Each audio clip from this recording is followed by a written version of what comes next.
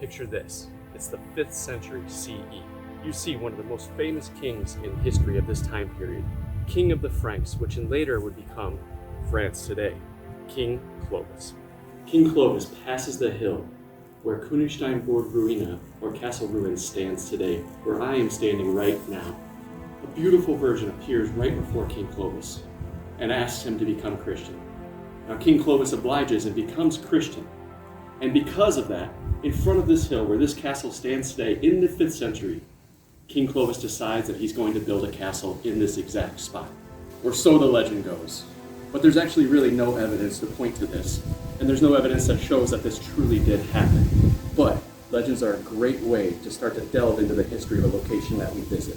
Alright, so now that we know the legend, let's jump into the known history of this beautiful castle. The oldest remains of buildings on the castle hill are actually from the 10th and 11th century. What you see today began being built around the year 1199 and continued well into the 16th and 17th centuries.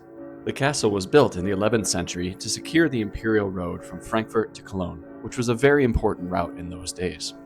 So the castle has been repeatedly expanded over the centuries, and what you see behind me are the lower floors and the upper floors of the palace.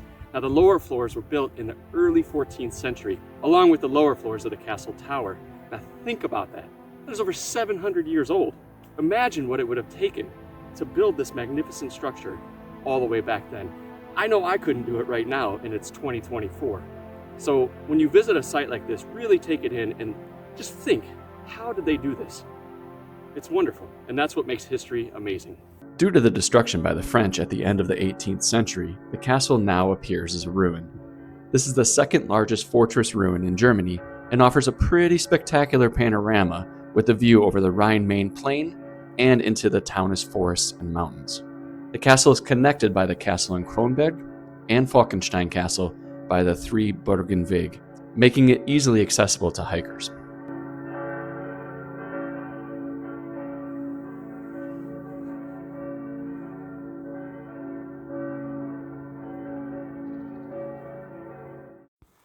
So it's time to go to the top of the tower. It's a long way up, so I'm going to tell you, if you're coming up to one of these type of towers of these castles, make sure you bring some walking shoes and prepare for a lot of stairs, but also prepare for some great views.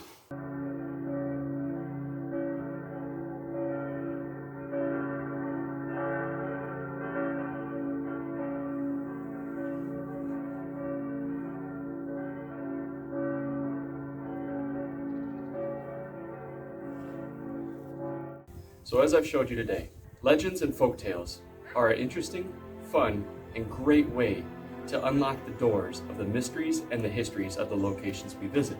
Until next time, adventurers, adventure awaits.